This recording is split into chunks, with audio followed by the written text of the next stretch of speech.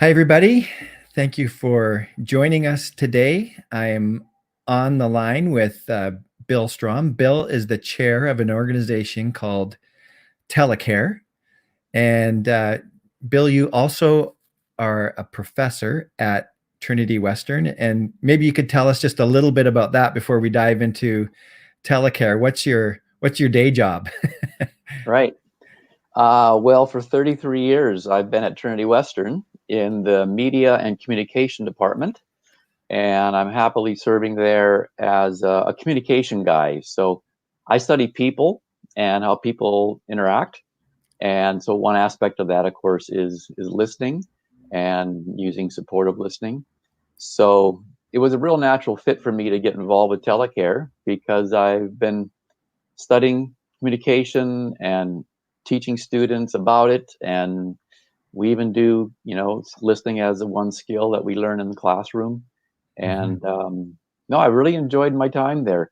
33 years tells you I'm not bored and I love what I'm doing. Yeah. And we often make a joke that if you have a tough student come through, they're probably going to graduate and life will go on. So, So 33 years at Trinity, at one institution. yeah, Wow. that's rare. That's Yeah, rare. is it? Yeah, do professors tend to move around a bit more? Or It's sorry, it's not. It's no, it's rare in broader culture, but at yeah, Trinity Western, we have an amazing track record of attracting good people who stay a long time. It's a yeah, great place to work. Yeah, yeah. And for people who don't know, I mean, Trinity's regularly ranked as one of the best places for learning for higher education in Canada. So yeah, yeah, that's yeah. great. I feel like I want to give a bit of a disclosure as far as this conversation is concerned. I am on contract with Telecare as well. So if Bill and I seem familiar and I'm familiar with Telecare and with what he's saying, that's why. But I just wanted to have Bill on and get him to just have a conversation about Telecare and the great work um, that they're doing. So yeah, just so everybody knows that I do work for Telecare, and Great. yeah, good. So I've really been looking forward to this conversation and the world of COVID-19. But before we get there and how Telecare has adjusted to Yeah, what's going on in the world, because it's been an adjustment for every organization. I just feel like hardly anyone's been untouched by this and what's going on. yeah, Um, Maybe you could just give us a bit of background and just tell us how Telecare got started. yeah. Well, I joined them in 2012, so about 8 years ago, and that's when I learned that it had already been around for 40 years, no, 50 years. It began in the 1950s in Australia with a Methodist pastor who saw the need in culture to support people. And of course, the telephone was king back then. So he rallied the troops. His name was Reverend Alan Walker, and he started up some of them in Australia. And they began getting chapters across the world. The Hmm. first came to Canada in 1965 in Sudbury, Ontario, and then it found its way across the country. And here in BC, we began in 1989. There was a local church that heard about them and said, we can do this. In 89, the use of the phone was still, king in terms of support lines and crisis lines, that kind of thing. And so a single church, get this, got 80 volunteers together Wow. in a church of about 400. And they filled the time on the phone lines 24 hours a day, right through the evening. That's And they amazing. did that for about 5 or 6 or 7, 8 years. And they just found it to be a little bit much to keep all that going. So they gave it over to a neutral leadership that would be our executive director model. Hmm. And since then, we've been drawing on all kinds of churches to support us and with volunteers and funding and that kind of thing. Hmm. But yeah, we opened our doors in July of 1989, and we've received over 100,000 calls since then. And just imagine the challenge of having a trained, warm-hearted, competent, mature Christian listener at Mhm. the end of a phone call for someone who's really hurting or really stressed or even in crisis. Mhm. We are Telecare crisis and caring line, but we'll admit that, the people who call actually in crisis, panic attack or suicide or something like that, is very, very small. And we're thankful for that, right? Yeah. The majority are people who've cut themselves off from family, who might be unemployed, who might be suffering from depression or some other ailment, and they just don't have the support of live, warm, live, um, engaged people in their Mhm. life. There may be professionals. Some of them are connected to lots of professionals who do their roles as doctors, nurses, even psychologists. Mhm. But when they call us, we're not psychologists. We're listeners, and they Mhm. just love to be listened to and affirmed in their heartache. And so, Yeah. yeah, we've been doing that for 30 years. Just had our anniversary last October. That's great. So I'm sure our listeners have picked up that you said Christian a few times. And so that's something that makes Telecare unique. Maybe you could, because there's other crisis lines available in British Columbia and around the world. So maybe just Yeah. speak to that just for a sec, the Yeah. uniqueness, that unique perspective that Telecare has. Yes. Well, and we want to say kudos to the government-sponsored call centers, right? There's Mhm. Vancouver Crisis Center and others who will have volunteers listening almost 24/7 is their goal.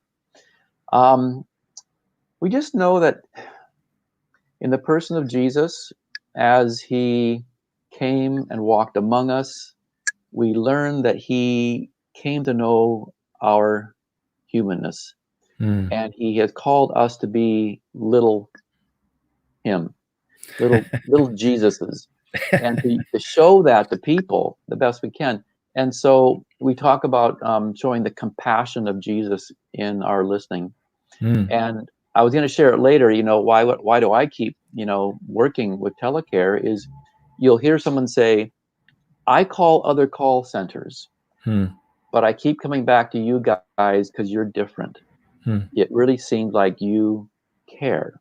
Yeah. And again, not to disparage the work of others, but when you do have people who are operating from a basis of the Holy Spirit, is my conviction, working in our hearts to Mm. reach out and listen to really challenging people at times. I mean, this is not just a happy conversation. These are really, life um, agonizing kind of conversations. Yeah. So I just think that Christ in us, the hope of glory, and yet also the hope for people as we reach out and listen, is what makes Telecare unique in BC, Mm. and also well, to anyone who can call, because we have a 1-800 number that reaches across the country, and we do have people call from way back in Ontario, the prairies, some even from the US. Sure. Yeah. Yeah. Great. I'll just share my personal connection for a minute. Just that, and you, Bill, you've heard me say this before. That in college, I got quite depressed and went and saw someone, and I felt heard, and that one conversation was a real turning point for me, and as a Christian, it was great to get Christian advice. And, they shared some scripture with me and gave me an assignment and just to go over those verses. They were very positive verses to go over day after day. And that's actually one of the things I've tried to implement at Telecare on our social media, is to just provide encouraging words to people through scripture and stuff like that. So, and then also I have some training as a Christian spiritual director, and I know from my training there how powerful listening can be and is, and I could go on, but I'm a big believer in the power of listening, and just know what it can do for people to be heard. Like I say, what it did in my life at that time, and since then as well. It's not very often where we're able to have a conversation where we feel like we've really been listened to. And when we do have those conversations, it's is transformational. I'm sure you've found that to be true as well. Yes. Yeah, for Good. sure. Let's just jump for a minute to COVID-19. Sure. I was interested. I was interested when COVID hit and working for Telecare. You know, what would our response be, and would the tone of the calls change at all? But it doesn't seem like they have necessarily. Um, what has changed for Telecare from your perspective since Hmm. the people are now isolated a little bit, a lot Yeah. more? Well, interesting. Maybe you've heard on, you know, primetime news that the number of people calling into call centers or harassment centers or battered women's centers is up. Hmm. And our numbers show that too. Yeah. In fact, I just got the numbers from the person who runs the stats, and she said our percent in April, this time a year ago, is up 30%. Wow. So we are getting more people. And you know, the topics covered aren't necessarily COVID related. They don't Hmm. have to be COVID related, but that they are calling more tells you they have a need. Mm. And so that's what we see is a combination of people are probably feeling more lonely in isolation of some Hmm. kind. And second, I do think our effort to get the word out that we're here and willing to listen during this time, that's a message we put on our website that we are here to care in a Hmm. time of pandemic. So, Yeah. And I know our, I mean, we hear a lot that the elderly have been really hit hard by this, and are even more isolated. They don't have visitors and stuff like that. I don't know what the results have been, but I know Debbie, our executive director, and another volunteer made an effort to reach out to um, old folks' homes, seniors' homes, and stuff like that. So that's right. that's all good. I don't know what the results of that have been, but yeah, that's interesting that our numbers, the call numbers, are up. That's kind of what I would have expected. But I guess the and the issues of isolation are the issues of isolation. They're not really gonna. They're maybe gonna just more people are going to experience it, but the issues aren't necessarily going to change too much. You know? Right. You're Yeah. still angry at the people you live with. You still have financial problems or more financial problems. You Yeah. may not be calling about, I'm fearful of contracting the virus, Yeah. but just that malaise of being in the same place, having a constraint put on you by the government, and all those things that exacerbate the current issues that people struggle with. So, Yeah. yeah. Personally, what's it been like for you at home and for you and your family?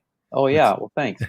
Well, I'm in that enviable position of being an empty nester with my dear wife, Yeah. and she also works behind a desk, and so we both had to come home from our workplaces. Hmm. We joke about it and say, "I get the basement, she gets the upstairs," and we stay out of each other's way, right?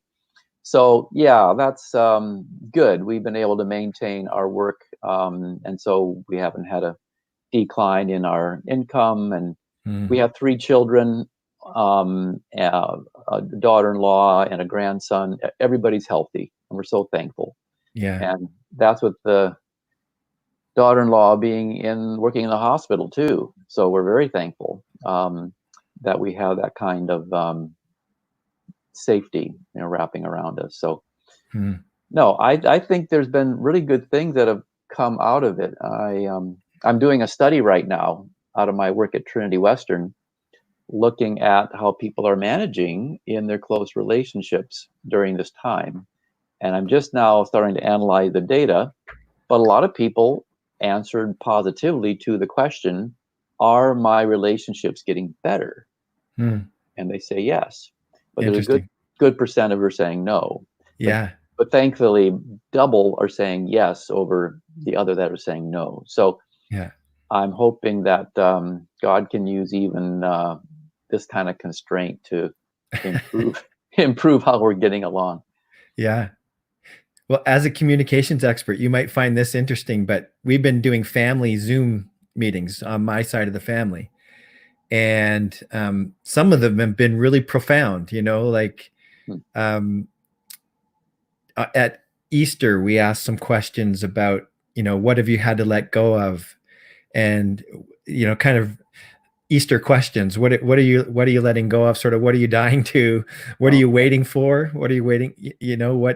What will you do when this is all over? Kind of thing that you can't do now, and that maybe you're powerless to change. And then, what new life are you experiencing? And Great. that conversation in particular was really profound that day. But everybody's it's and what we talked about this last Sunday on our family call was that, like at Easter, typically those deeper conversations might happen, but they're happening over here and over here between a couple people, and you might not be privy to them. But now we're all together. You have to be muted. There's no cross talking or interruptions. Everybody gets their turn to share. And yeah, it's been really profound. It's been really quite beautiful, actually, the conversations that we've had. And that's all happened because of what we're going through. So yeah, it's been one of the serendipities of the Yeah. of yeah. I really applaud that you set those up and you're so intentional, because some people aren't using, Zoom or other means to connect. And then Yeah. that you're being so intentional in what are you doing in those conversations? You're asking some great questions, Rod. So good on you. I have some pretty incredible siblings. My sister actually facilitates it, and she's amazing. And then, The mother hen. Yeah. educators. My brother has a master's in theology, and so we're just it's yeah, it's a group that's pretty primed for it, and wants to have these types of prefers to have these types of conversations. So Good. Yeah. yeah. um, so just looking into your crystal ball, we've been working on some things this spring about some potential changes to telecare. Where do you see things going? Like you mentioned, the telephone it's interesting how technology changes, right? So when Right. telecare started, the phone was almost like new technology. I'm sure they were introducing new technology along the way. Right. What do you see as the future of telecare? Like where are things going? Um, well, we will get to the technology in a second. I would just say first, in terms of demand for a service like this, how do I want to say the future is bright. The future, the Yeah, future is full of people who need this service. sure. When I say bright, it sounds like it's Yeah, cheery, but it's yeah, sober work. But there's a yes. lot of people. So the research shows that the loneliness index continues to climb. Mm, And we try to figure out why. It could be in part because of our cell phones. yeah. They connect us, but they don't do the job of really getting to the heart of the matter. We're so prone to flip through things and read brief text and think we've connected or reached out, and we Hmm. haven't. And so there's that ache that says, "But you haven't heard the deepest me," right? And there's that loneliness. We have the aging population. My age, I'm a boomer, and boomers on up. We're getting more and more in number, and we're getting older and older. And people who are older tend to have spouses pass away. They tend to some live on their own, or if they live in a home, they don't Hmm. always connect the people immediately around them. So quite a few people who call telecare are mature, and we're there to help them as they go through getting older. Uh, Hmm. my own two parents have now passed, but I very much experienced their needs to reach out, in their last years. Mm. Um, and I want to think too, there's that basic existential thing. Attending church in Canada is way down. Like we live in Abbotsford, right? Yeah. People might think, oh, you live in the valley. I mean, I'm sure that's 50% of people go to church. You know what it is here in Abbotsford? It's 17% of people attend church once a week. In Mm. Canada, 9% Yeah. attend church. Now, you may say that's just showing that organized religion is going out. Well, it's also showing that people aren't finding an organized theology and a practicing of the body of Christ as their way of getting through life. Yeah. And they think they got it made with entertainment and pursuing their own pleasures and whatnot. But my thought is no, they're lonely and they're aching, and they haven't maybe been presented with life-changing effect of knowing God personally and having that meaning and love in their life. So that's why I'm convinced Telecare will forever have a very large number and a growing number of people who will be lonely and experiencing interpersonal and personal crises. So Hmm. if my crystal ball says, just like during pandemic, we are a robust industry. We are delivering the goods, not by trucks, but by every phone call. Yeah. And that's really different than being in the airline industry where, sorry, that's Yeah. tough because you don't have people flying. Yeah. But, as far as the future, so we do really well with the phone and people are phoning. But again, the research shows that it's people who are comfortable with the phone, Hmm. who enjoy that voice to voice connection, are going to use our service. And Hmm. that tends to be people who are raised on the phone. And again, that's people who are 50 years of age and up. So we really know that it's the young people who would rather text, who would rather hide behind words only and not be talking voice to voice with anybody. And so we are moving towards developing a texting support system, common in provincial crisis lines, to just have someone there to be able to do tech support as much as voice support. So we're trying to become younger. We're trying to attract younger people to be behind the telephone to call, or sorry, Hmm. to listen, and also to be texting and responding. And that's a big challenge for us because we have to get out into the high schools, into the millennial, the 20s and 30 aged people, to try to convince them this is really great, important work. Come on board and come join us. Hmm. So I don't know if we'll change our name. I think Telecare Crisis and Caring Line, a little bit more time worn. Not a bad label, but anyway, we're trying to get younger and to use the means of young people to reach out and help people. Yeah. Cool.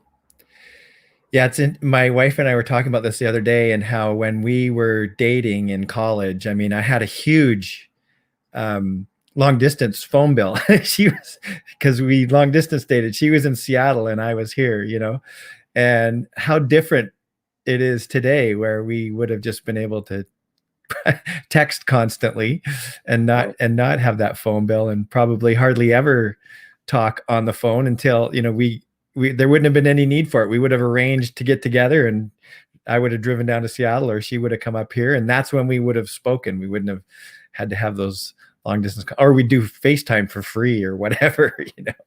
There you go. And so the world has really changed, and yeah, and I think it's a challenge for an organization that's been around for a while and has older volunteers to figure out how to reach a younger demographic. But I'll just speak Hmm. for, I think we're heading in the right direction. We've had some younger people that have, I think, given us some pretty good input so far. So yeah, We're going to have a person on our board, if she is affirmed next month, who yeah, is in her 20s.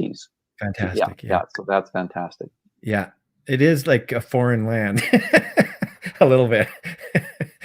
Understanding how people communicate, and I Yep. mean, I experienced that in sales and marketing, and just that people buy differently today too. It's the whole landscape has changed. Or I have a client That's who's a right. realtor, and that industry is changing so much. So That's right. yeah, yeah, For good. good and for bad, I would just note you knew you arrived in the world of the phone, of digital technology, when you text your wife from the basement to say, "I'm coming upstairs in 2 minutes for Yeah. lunch."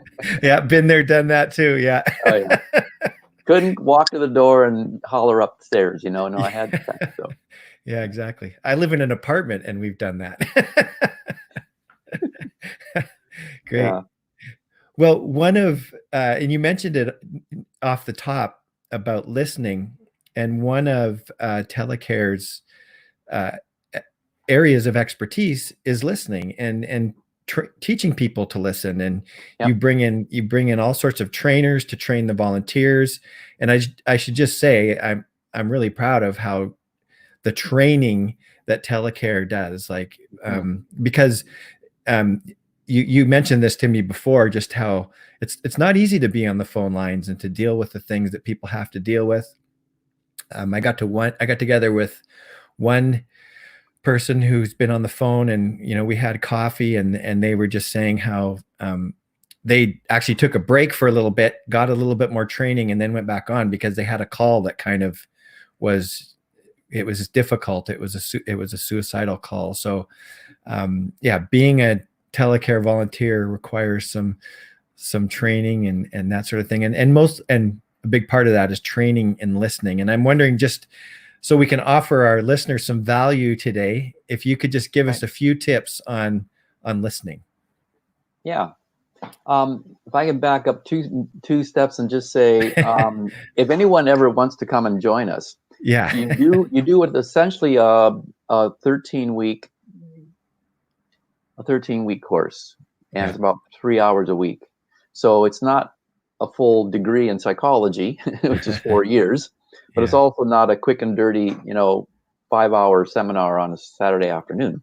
We Sure. we really think that's important. About a third of that is listening skills and the relational skills that are required to listen Hmm. well, and two-thirds is on all the topics and issues that people struggle with. So I Sure. didn't know squat about, post-traumatic stress disorder when I came here, but now I understand just enough. So if a guy calls and says, "Yeah, I've been over, to the Middle East on a couple tours," I can go, "Okay, I Mm, understand what he might be going through here." So, sure. um, but as far as actual listening, yeah, that's my wheelhouse. I got to tell you a story first, okay? Yeah, I please do. There was a woman I worked with at the university, and she said, "Oh, my husband, he learned so quickly that I, uh, I have two kinds of listening." And I said, "Well, what's that?" "Well, sometimes I would come home and I would just pour my heart out and pour my heart out about things that were happening at work, and my husband would start to listen, and then he would say, 'Well, you know what you should do?' And he would start to fix every problem and offering Yeah. me all kinds of advice. And I say, 'No, no, no, no, I don't want advice. I don't want advice. Just listen to me.'" I said, "Okay, well, that's one kind of listening, just listening." Mm. And then she said, and then one time I came and I started pouring out my heart and pouring out my heart and pouring out my heart. And he sat there and he was listening pretty actively, but he didn't offer any advice. And I Mm. said to him, "Well, what should I do?" And he said, "Well, wait a minute, wait a minute. You Yeah. told me just to listen, not to offer advice." "Well, no, Yeah. no, now this time I want you to offer advice." Yeah. So he said, "Okay, time out. Would you tell me before you start talking about your day if Yeah. I'm just listening or if I'm listening to try to fix it, right?" And Yeah. so they've done that. Evidently, she Mm. said, "Okay, this is a I need your advice kind of, A disclosure." conversation. Yeah, yeah, yeah. So, um, we like to distinguish between, are you listening for information Mhm. or are you listening for emotion? And then are you going to be required to offer advice and act Okay. on it? But that whole idea of listening for information only, you can sit in a large room with a speaker up front and just listen for information. And that's Right. pretty passive, pretty Mm. easy. A good Mhm. speaker, you could listen to a concert and enjoy the music. But when you start listening for emotion, now you've got to go into what the voice is doing, if they're Mm. stressed, what their face is doing, what their body language is doing. And if you really want to be a supportive listener, you have to pay attention to those, we call them nonverbal cues, Mm. voice and face are especially, telling. And then are you going to go from supporting their story, the information they share, and the emotion, how they feel about that story? Are you now going to be asked to offer some kind of support? Mm. And that may just be, "Hey, you shared this really hard thing with me. Is there anything I could do?" Mm. And by going that one next level, you say, "I'm open to help if you want me to give advice, Mm. do something physical for you, Go find someone else to help you, whatever it might be. But That's a so it's great kind of, question. That's a great way to phrase it. Yeah. yeah, Rather than it's just jumping into advice, asking that question. Yeah. asking that question. Yeah. Yeah. Um, we also, have this idea that I like this phrase. It's a pithy way to say it. Listening is not just waiting for my turn to talk. Yeah. Yeah. Listening is not just waiting for my turn to talk, which means this is really about what I want to say, but I've got to put up with what you say until I can have my say. Yeah. That's called ego-based listening, right? We Yeah. all do it. We all want to We all say do it. stuff. I do it. Yeah, for sure. Yeah. And you're just kind of waiting, and you're giving these kind of verbal grunts to say, I'm here. But then down deep, you want to say your thing. So we Mm. distinguish between ego-based listening and other-based. And if you do know Christian scriptures at all, there's a verse that says Jesus made himself nothing Mm. as he came to earth living a life with us. Yeah. And that's the Greek where there's kenosis, and kenosis means a emptying. He Mm. emptied himself so that he could take on humanness to connect with our hurting. And Mm. and that's what we do. Just you don't have to be a Christian believer to say, I need to empty my ego so I can enter into your thinking and your emotions and Mm. therefore connect with you, spirit to spirit, or I should say spirit to spirit. Mhm. If we're just sitting back, yeah, I've got the facts. Here's what you should do. That's not going to do it. Okay. Most folks want to be heard at a intellectual level, yes, but a heart Mm. level. And Yeah. then they want to be supported by, and the next point I would say is, can you give that person some kind of signal that you have heard them? It Mm. might be, oh, that must have been really difficult. Mm. Or, oh, I would be frustrated too. Or, oh, with this whole COVID thing, I can see why you would be really scared Mm. of losing your job.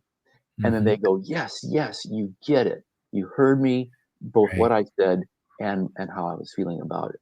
Mm. That takes effort.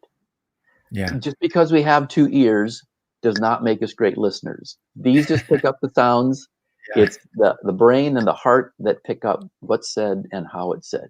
Yeah. And if we can understand that for supportive listening, we are way ahead Mm. in our supportive listening. Cool. Yeah. Yeah, it's hard. You're right. It is work, and there seems to be particular conversations that you get involved in where and some of these Zoom conversations have been like that, where someone shares, you start talking about trips that you've taken, right? This is just an example. This happened the other night, actually. Okay. And, you know, I was thinking the whole time, oh, I can't wait to share about my trip, it was, and therefore not really hearing what other people were saying necessarily. So, I mean, Yeah. it's a little bit different context, a little bit different situation, but yeah, those are great pointers. Thanks for that, Bill. Hmm. And so Telecare does a couple different kinds of training. They train people to listen and help on the phones, but there's also a course that's specifically about listening, and maybe you could just tell us a little bit about that as well. And then people can find more information about that on the website. But just briefly, Right. what's the course like? Or Are you referring to listen up? listen up? Yes, yeah, yeah. Listen up. Okay. So we did think to ourselves, as opposed to asking people to sign up for that 13-week course, which is more intense and really shows a commitment to possibly getting involved. What about people who just want to go to a one-day event, who want to, Hmm. get better at their practical listening skills? So we've developed a curriculum, an interactive workshop. It's called Listen Up with an exclamation mark. Okay, like, hey, this is good stuff. Pay attention. Yeah. And we have a professional trainer, and what she does is she brings us to any organization that would like to have it on their site. So it's not on our site; it's on your site. The intention is that it would help you train your staff if you're working in human services, if you're working in a church environment, if you're working in a business and you say, we work with clients all the time and we would Mm. love so much if we could have our staff be better listeners. We Mm. can take that curriculum and adapt it to your need. And it's got a workbook. It's it's developed by PowerPoint for really active presentation, full of videos, activities to be done around tables, lunch break in the middle. It's really been a great boon for us. We've done two this year. One of them had 20, one of them had 40, participants. So we can Excellent. adjust to a wide range. It doesn't have to be a large number, but it can be as small as 15. Mhm. So if you have that kind of interest, you would be able to go to our website and see telecarebc.com, Yeah. telecarebc.com, and there would be information on Listen Up. But be glad to interact with you regarding that possibility. But we want to invest in the community because so many people invest in us in terms of donor relations and supporting us. And if we can Mhm. bring something to a church or to a business or to a other nonprofit organization, then we can really partner with people. Yeah. Yeah. Cool. Well, that's a good transition here. I'm just going to share my screen here and we'll go to the website for a sec. Okay.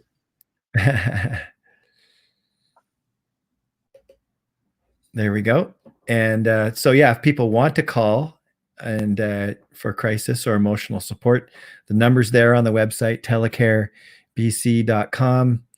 And then we have some blog articles, and you can find information about, let's see if I can find, there's the Listen Up workshop that we just talked about. Mm-hmm. Telecare is always in need of more volunteers.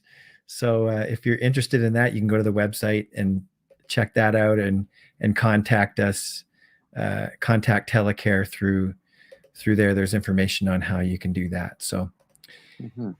great. Well, thank you so much for taking the time today, Bill, and Welcome. sharing a few tips with us also on listening. That was great. Mm-hmm. And you and I will talk soon. We will we're, talk soon. we're going to be talking in the morning. Yeah. So yeah. Yeah, that's right. I would just Okay. say, the Yeah. reason why I'm still at Telecare, Yeah. it wasn't myself who heard this person say this, but one of our callers, and we have to be, careful of how much we share. It's all confidential. But we Mm-hmm. use this quote because it could be said of a number of our callers. The person said, if it weren't for Telecare, I would be dead. Wow. If it weren't for Telecare, I would be dead. Now, Yeah.